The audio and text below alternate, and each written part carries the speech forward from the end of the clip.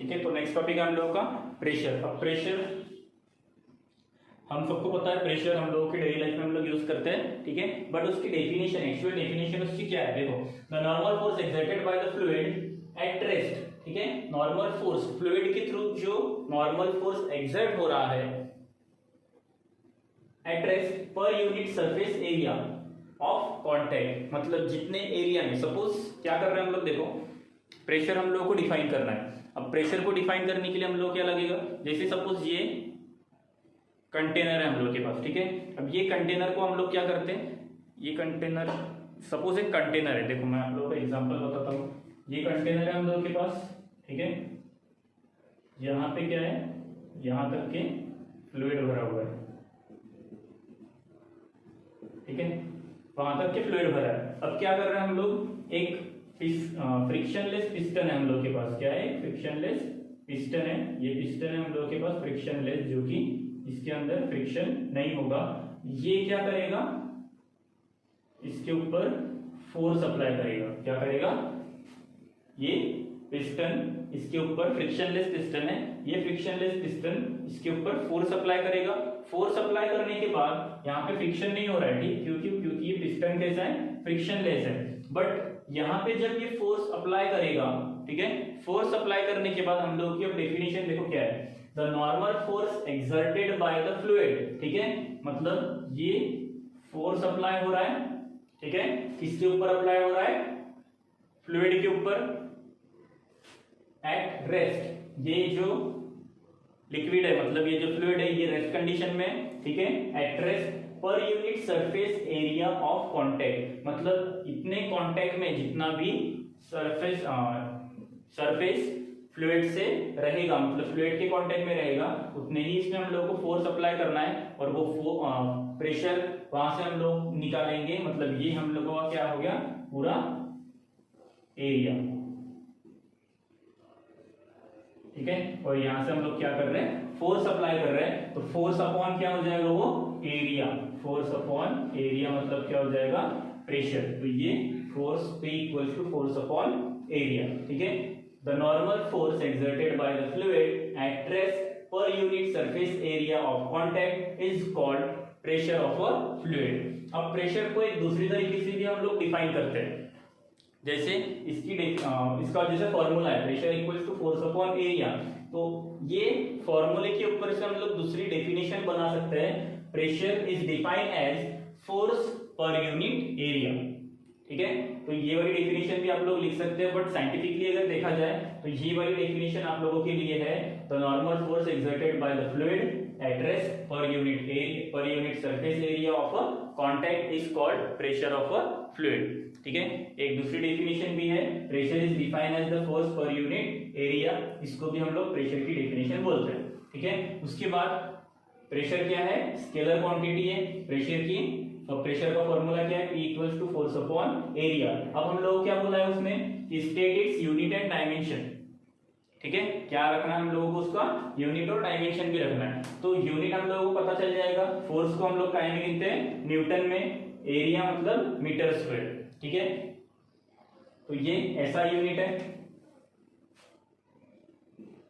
ठीक है, ऐसा यूनिट क्या है इसका, न्यूटन पर मीटर स्क्वायर, और न्यूटन पर मीटर स्क्वायर को ही हम लोग क्या बोलते हैं, पास्कल, जो कि हम लोग PA से डिनोट करते हैं। तो आप लोगों को अगर न्यूमेरिकल्स आते हैं या फिर आप लोगों को MCQs में अगर आते हैं, तो MCQs में आप लोगों को पास्कल आ सकता है, ठीक है, पास्कल आ सकता है। तो ये कंफ्यूज नहीं होना, प्रेशर के लिए आप लोगों को क्वेश्चन आता ही है हर साल, ये नीट JEE में एक क्वेश्चन प्रेशर की इसमें रहता ही है, ठीक है। तो अब प्रेशर के कितने सारे यूनिट है पहले वो देखते हैं, क्योंकि ये क्वेश्चन आप लोगों को JEE नीट में भी पूछा जाता है।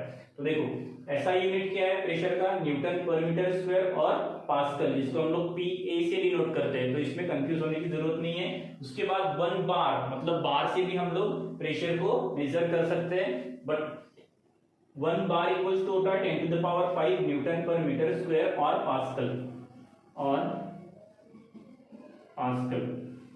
ठीक है, मतलब 1 बार मतलब 10 to the power 5 newton per metre इतना होता है, न्यूटन पर मीटर स्क्वायर, या फिर पास्कल इतना होता है, 10 टू द पावर 5 पास्कल इतना होता है। उसके बाद 1 hecto pascal equals to 100 pascal होता है, ठीक है, ये भी ध्यान में रखना है।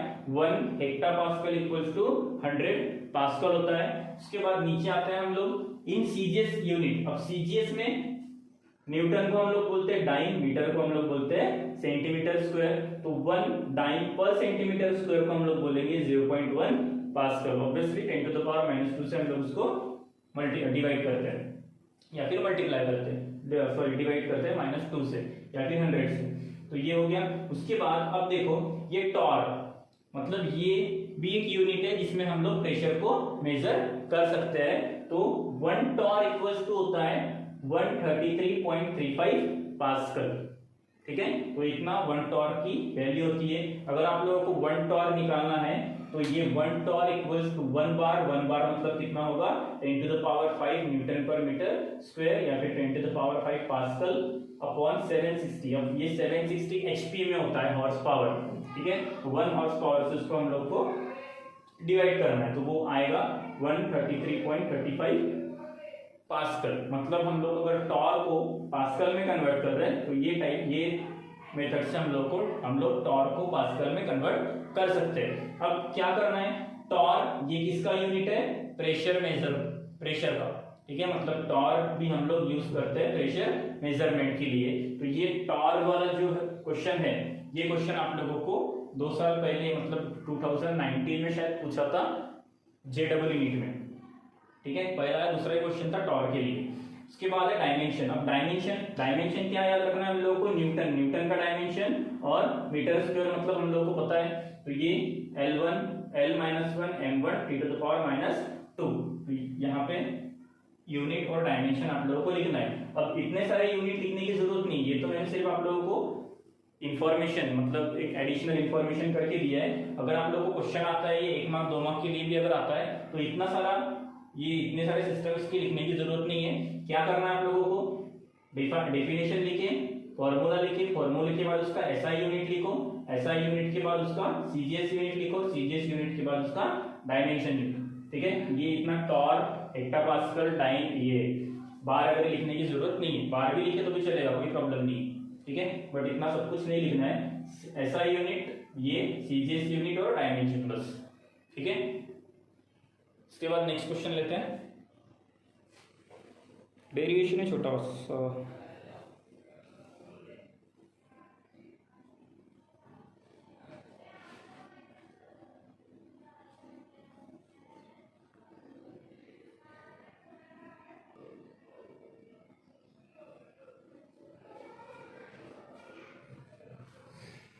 चलो देखो नेक्स्ट क्वेश्चन है हम लोगों का, डेरिवेशन है छोटा सा। तो देखो क्या है, derive an expression for pressure exerted by liquid column. ठीक है, क्या डिराइव करना है हम लोगों को, derive an expression for pressure exerted by liquid column. मतलब एक लिक्विड कॉलम की वजह से उस कंटेनर के ऊपर कितना प्रेशर एक्सर्ट होगा वो हम लोगों को निकालना है। On which factor pressure due to liquid column depends, मतलब कौन से फैक्टर के ऊपर प्रेशर ड्यू टू कॉलम ये डिपेंड करेगा। अब ये हम लोगों के पास क्या है, एक कंटेनर है। ठीक है, कंटेनर के अंदर एक लिक्विड है, लिक्विड के अंदर हम लोगों ने क्या किया, एक लिक्विड कॉलम हम लोगों ने उसके अंदर रखे। ठीक है, एक वेसल है हम लोग के पास। तो क्या बोला है हम लोग को, देखो consider a vessel fitted with liquid of density रो। मतलब एक वेसल है हम लोग के पास, इस वेसल के अंदर क्या है, लिक्विड हम लोगों ने डाल के रखा है, मतलब पूरा फिल्ड है लिक्विड से। ठीक है, उस लिक्विड की डेंसिटी, मतलब कोई भी फ्लूइड या फिर कोई भी लिक्विड होता है, हर लिक्विड की डेंसिटी होती है। तो उसकी डेंसिटी कितनी है, रो उसकी डेंसिटी है। ठीक है, suppose a cylinder having a cross section ए, मतलब एक सिलेंडर है हम लोगों के पास जिसका एरिया कितना है ए और उसकी हाइट कितनी है h। ठीक है, having a cross section A and height h is imagine to be inside the vessel. मतलब ये क्या के अंदर है, वेसल के अंदर हम लोगों ने उसको रखा है, जो कि हम लोगों को डायग्राम में दिख रहा है। ठीक है, अब वेसल जब हम लोगों ने रखे हैं तो वो जो लिक्विड कॉलम है, मतलब ये जो लिक्विड कॉलम है वेसल के अंदर, ये इसका जो वेट है ये डाउनवर्ड डायरेक्शन में, मतलब इसका जो वेट है ये कहां पे रहेगा, इसके बॉटम में। ये जो बॉटम है, ये बॉटम में मतलब वेसल के बॉटम में वो लिक्विड कॉलम का वेट रहेगा। ठीक है, तो वो वेट कितना रहेगा, फोर्स इक्वल्स टू mg बराबर है। फोर्स इक्वल्स टू क्या होता है, mg होता है। तो ये हम लोगों को पता है, इसको लेते हैं हम लोग इक्वेशन 1। ठीक है, ये हम लोगों ने क्या निकाले, वेट ऑफ लिक्विड कॉलम। ठीक है, मतलब वो जो लिक्विड कॉलम का वेट है, ठीक है, ये वाला जो लिक्विड कॉलम हम लोगों के पास है, इसका जो वेट है या फिर इसका जो वेट है वो डाउनवर्ड डायरेक्शन में एग्जर्ट हो रहा था बॉटम में, वो कितना है, F equals to mg। Cylinder के बॉटम में वो एग्जर्ट हो रहा था, तो वो कितना निकाले हम लोगों ने, F इक्वल्स टू mg निकाले। अब प्रेशर एग्जर्ट हो रहा है, ठीक है, लिक्विड कॉलम के अंदर क्या हो रहा है, प्रेशर एग्जर्ट हो रहा है, तो प्रेशर लिखते हैं अब हम लोग, pressure exerted by liquid column. ये लिक्विड कॉलम की वजह से जो प्रेशर आ रहा है वो भी लिखना पड़ेगा हम लोगों को। Third point, pressure exerted by liquid column।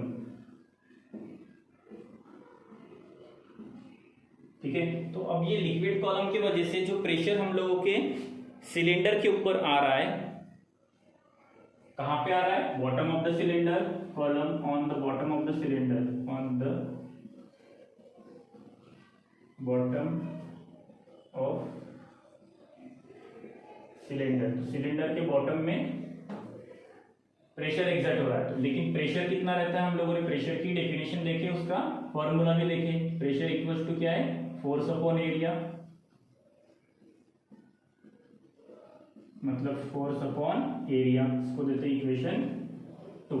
ठीक है, अब देखो फोर्स हम लोगों को पता चल गया, एरिया हम लोगों को पता चल गया। अब ये फोर्स कितना है, mg, इसको नहीं देते इक्वेशन 2, ये फोर्स की जगह पे ये mg पुटअप करते हैं, P इक्वल्स टू क्या हो जाएगा, mg अपॉन a। ठीक है, इसको देंगे इक्वेशन 2। इतना हम लोगों को मिल गया। अब क्या करना है हम लोगों को, मास की डेफिनेशन या फिर डेंसिटी लेते हैं। ठीक है, ये लिक्विड की जो डेंसिटी होती थी, तो वो डेंसिटी हम लोगों को पता है, but density of the liquid, but density मतलब rho of the liquid is, क्या होता है डेंसिटी का formula, rho equals to mass upon volume, rho equals to mass upon volume. ठीक है, अब हम लोग के पास यहाँ पे क्या है, मास है, तो हम लोग क्या करेंगे, ये इक्वेशन को मास के फॉर्म में लिखेंगे, मतलब ये हो जाएगा मास अपॉन वॉल्यूम। अब इसी को हम लोगों को मास के फॉर्म में लिखना है, मतलब m के फॉर्म में लिखना है, ये हो जाएगा m equals to rho v। ठीक है, अब ये m हम लोगों को मिल गया, रो v, क्या करते हैं यहाँ पे पुट अप करते हैं, तो फ्रॉम इक्वेशन 2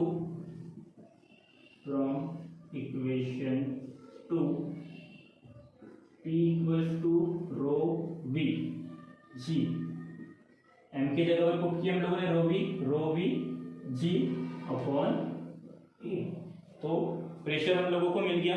ठीक है, तो इतना अमाउंट ऑफ प्रेशर हम लोगों के पास रहता है जब हम लोग किसी कंटेनर के अंदर एक कॉलम डालते हैं। ठीक है, लेकिन अब हम लोगों को यहाँ पे वॉल्यूम पता है क्या, इसका वॉल्यूम हम लोगों को पता है क्या, वॉल्यूम हम लोगों को यहाँ पे कहीं पे दिया नहीं था, लेकिन हम लोगों को वॉल्यूम नहीं पता है, लेकिन हम लोग वॉल्यूम से निकाल तो सकते हैं इस कंटेनर का, इस सिलेंडर का हम लोग वॉल्यूम निकाल सकते हैं, क्योंकि हम लोगों को सिलेंडर का एरिया और हाइट दी है, मतलब उसका साइज हम लोगों को दिया हुआ है, उसके डायमेंशन हम लोगों को दिए है, तो हम लोग इसका वॉल्यूम निकाल सकते हैं। वॉल्यूम क्या होगा, एरिया इंटू हाइट। तो बट यहाँ पे हम लोग लिख सकते हैं, but V equals to area into height. तो एरिया इंटू हाइट अगर हम लोग देखते हैं, यहाँ पे V की जगह पे रखना पड़ेगा हम लोगों को। ठीक है, तो V की जगह पे, वेट देखता पहले,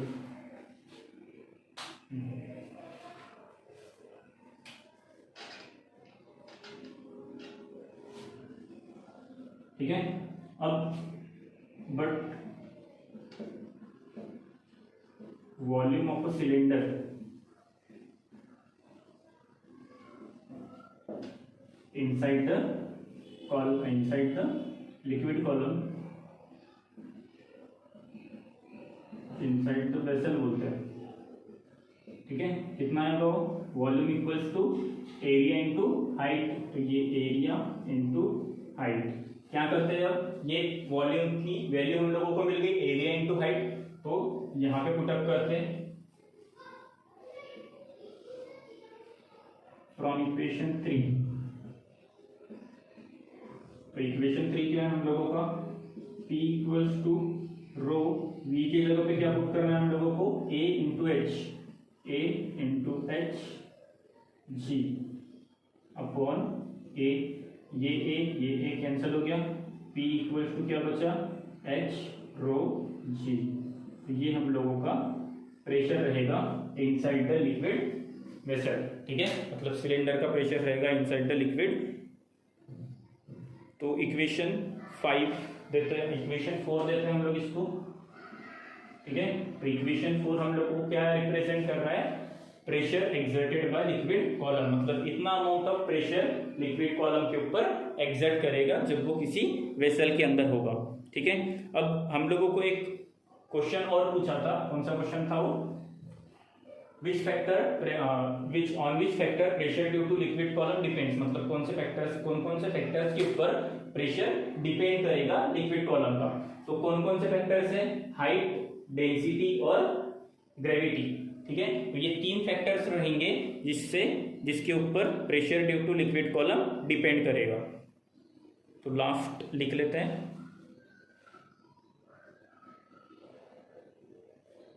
ठीक है, लास्ट आंसर इसका लिख लेते अपन,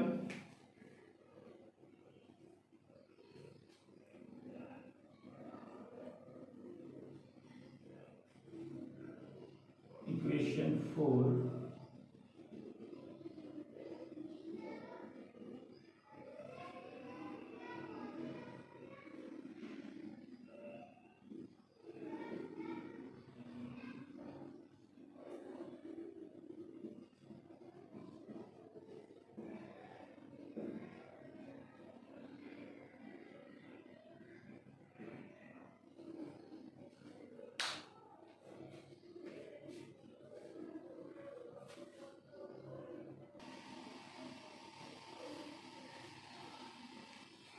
ठीक है। तो इक्वेशन 4 हम लोग क्या रिप्रेजेंट कर रहा है, the value of pressure due to liquid of density rho at a depth h below the free surface, ठीक है।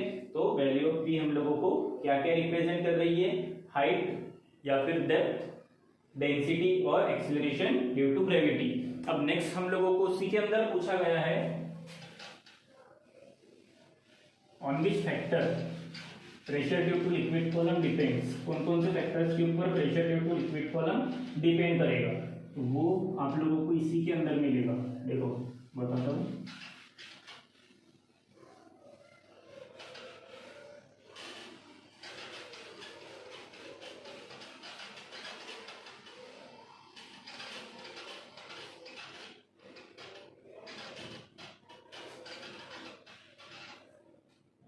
क्या बोला है, on which factor pressure due to liquid column depends, pressure due to liquid column depends on, ठीक है, किस किस factor के ऊपर डिपेंड करेगा। अब हम लोगों का फॉर्मूला क्या था, P equals to H rho G, बराबर है, P equals to H rho G ये हम लोगों का फॉर्मूला है। तो क्या करेंगे हम लोग, इसी के ऊपर, मतलब हमारा फॉर्मूला प्रेशर ये इसके ऊपर डिपेंड करेगा, depth, density and acceleration due to gravity. तो इन फैक्टर्स के ऊपर ही हम लोगों की लिक्विड कॉलम डिपेंड करेगा, pressure due to liquid column depend करेगा। तो फर्स्ट रहेगा height of the liquid, height of the liquid, second रहेगी density, density of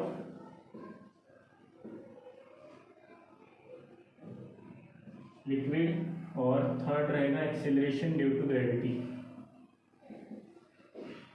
acceleration due to gravity, मतलब जितनी ग्रेविटी वहां पे रहेगी उतनी उसको डिपेंड करेगा, मतलब ये इतना डिपेंड करेगा। अब जो हम लोगों ने वैल्यू निकाले, कौन सी वैल्यू निकाले, P इक्वल्स टू प्रेशर कितना निकाले, H रो G, ठीक है। तो ये प्रेशर जो है ये गैस के लिए भी रहेगा, मतलब ये किस के लिए रहेगा, गैसेस के लिए भी रहेगा एंड लिक्विड के लिए भी रहेगा, मतलब फ्लूइड के लिए भी रहेगा। ठीक है, ये वैल्यू सिर्फ लिक्विड के लिए या फिर फ्लूइड के लिए नहीं रहेगी, ये वैल्यू P = H/ρg ये गैसेस के लिए भी रहेगा और लिक्विड के लिए भी रहेगा। ठीक है, क्योंकि जितना भी किसी लिक्विड कॉलम के अंदर प्रेशर एग्जर्ट होता है वो इंडिपेंडेंट होता है area of the imaginary cylinder, मतलब ये जो सिलेंडर हम लोगों ने यहाँ पे निकाले थे, ठीक है, ये सिलेंडर था हम लोगों का, सॉरी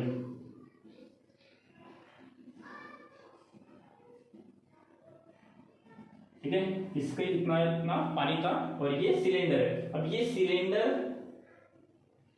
का एरिया हम लोगों को पता था, ठीक है, यहाँ पे एरिया थी और यहाँ पे हाइट, लेकिन यहाँ पे जो हम लोगों ने फॉर्मूला इसका डिराइव किए, इस फॉर्मूले में हम लोगों को एरिया दिख रहा है क्या कहीं पे, यहाँ पे कहीं पे एरिया दिख रहा है, यहाँ पे कहीं पे हम लोगों को एरिया नहीं दिख रहा है, मतलब ये जो सिलेंडर रहेगा इसके ऊपर जो प्रेशर एग्जर्ट होगा वो इंडिपेंडेंट रहेगा एरिया से। किससे इंडिपेंडेंट रहेगा, एरिया से।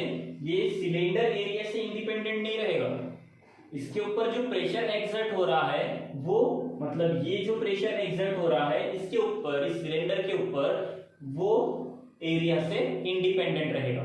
ठीक है, मतलब इसका एरिया नहीं रहेगा, कुछ भी एरिया हो सकता है उसका। यहाँ पे अभी हम लोगों ने थोड़ा सा लंबा निकाले, मतलब थोड़ी सी हाइट इसकी बढ़ गई, वहां पे थोड़ी सी हाइट इसकी कम, इतना सा भी हो सकता है, इतना सा भी हो सकता है, उसको ऐसे भी हो सकता है। ठीक है, मतलब ये इसका एरिया प्रीफर नहीं करेगा, वो इंडिपेंडेंट ऑफ एरिया रहेगा। इसीलिए हम लोग P = H/ρg ये इक्वेशन गैसेस और लिक्विड के लिए भी रख सकते हैं, मतलब ये बोथ दोनों के लिए अप्लाई होगा, गैसेस के लिए भी और लिक्विड के लिए भी। क्यों, क्योंकि शेप, सिलेंडर का शेप और साइज कैसा रहेगा, इंडिपेंडेंट रहेगा। सिलेंडर का शेप और साइज कैसा रहेगा, उस कंटेनर से इंडिपेंडेंट रहेगा, उसका एरिया वहां पे मायने नहीं रखेगा प्रेशर का। ठीक है, मतलब ये प्रेशर का वहां पे एरिया मायने नहीं रखेगा। क्यों, क्योंकि हमारे फॉर्मूले में कहीं पे एरिया दिया ही नहीं है। ठीक है, तो इसके ऊपर जितना भी प्रेशर पड़ेगा वो इंडिपेंडेंट रहेगा एरिया से। ठीक है, इसके बाद आप लोगों का है एटमॉस्फेरिक प्रेशर।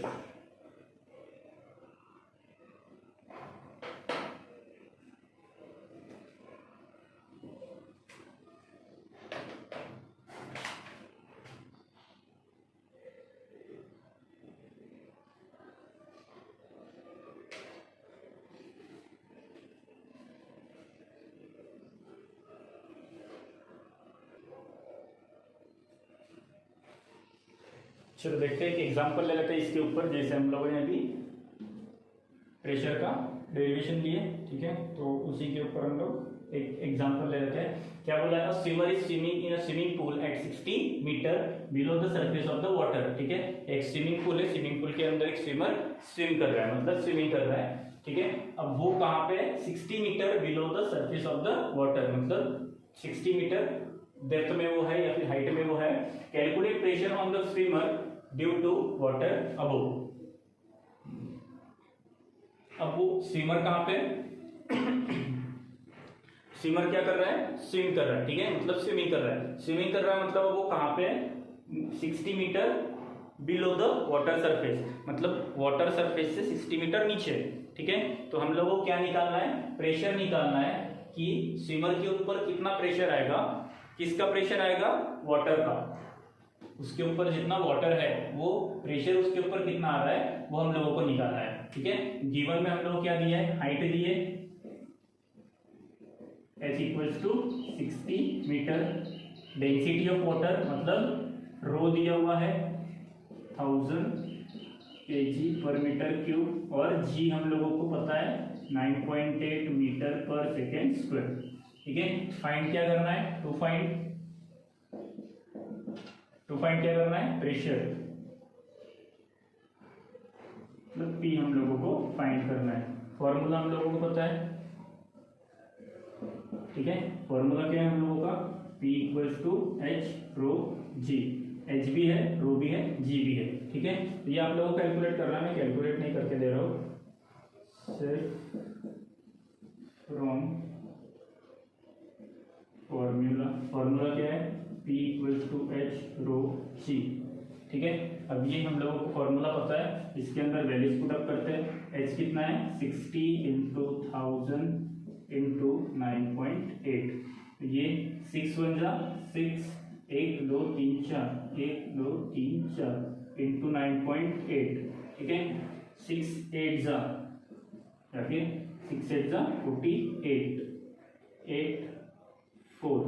ठीक है, 9 6 जा 6 9 जा 54 54 प्लस 4 58 58 1 2 3 4 1 2 3 4।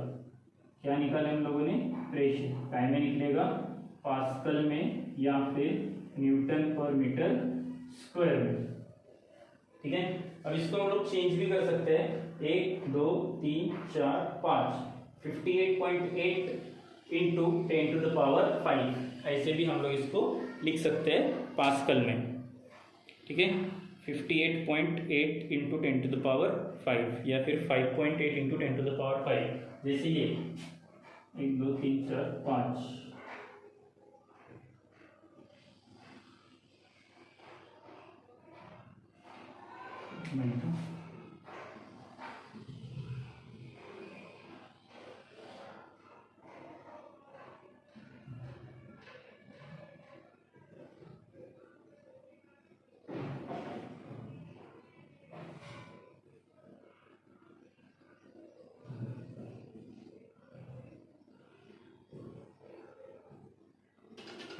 यहाँ पे देखो एक डिजिट के बाद पॉइंट है, तो ये एक डिजिट के बाद पॉइंट यहाँ पे हम लोग देते हैं। ठीक है, अब इसको लिखना है P इक्वल टू 588,000। ठीक है, इसको थोड़ा सा कम करते हैं मतलब ये हो जाएगा पास्कल में। ठीक है, कम करते हैं मतलब 1 2 3 4 5, मतलब P equal to 5.88 into 10 to the power 5 pascal, ऐसे लिख सकते हैं। ठीक है, अब इसको 10 टू द पावर 5 पास्कल है, इसको हम लोग चेंज करके बार में कन्वर्ट कर सकते हैं, मतलब P इक्वल्स टू 5.88 बार, ऐसे लिख सकते हैं। बराबर है, तो P इक्वल्स टू 5.88 बार, ये भी हम लोग लिख सकते हैं। ठीक है, ये भी आंसर सही है, ये भी आंसर सही है, ये भी आंसर सही है, तो ऐसे हम लोग लिख सकते हैं। उसके बाद आप लोगों को इसका फाइनल आंसर लिखना है, the pressure on the swimmer due to water, लिख देता हूँ मैं। ठीक है, तो ये आप लोग लिख लेना और एक होमवर्क लिख लो, वो आप लोगों को करके लाना है।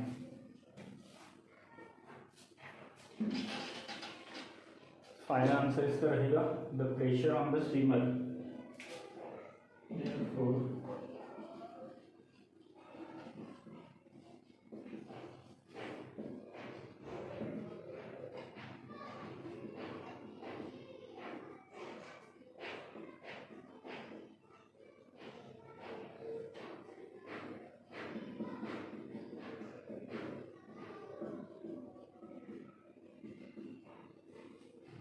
ठीक है, तो इतना प्रेशर स्विमर के ऊपर आएगा अबव वाटर।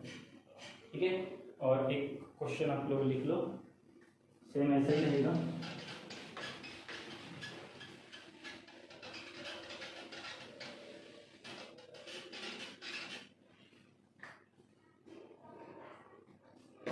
सिर्फ आप लोगों को चेंजेस करना है, यहाँ पे 80 हो जाएगा और यहाँ पे हो जाएगा 10। ठीक है,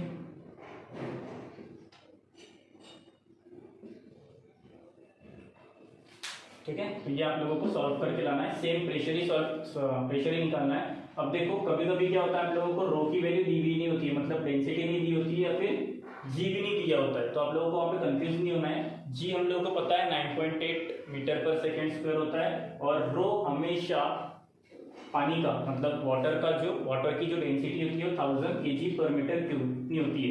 अगर नहीं दी है तो आप लोगों को कंसीडर करना है उसको 1000 kg पर मीटर क्यूब। ठीक है, तो और ग्रेविटी अगर नहीं दी है तो उसको भी 9.8 मीटर पर सेकेंड स्क्वायर आप लोगों को कंसीडर करना है, क्योंकि वो उसकी स्टैंडर्ड वैल्यू है। ठीक है, मतलब कांस्टेंट वैल्यू है। ठीक है, तो ये आप लोगों को सॉल्व करना है।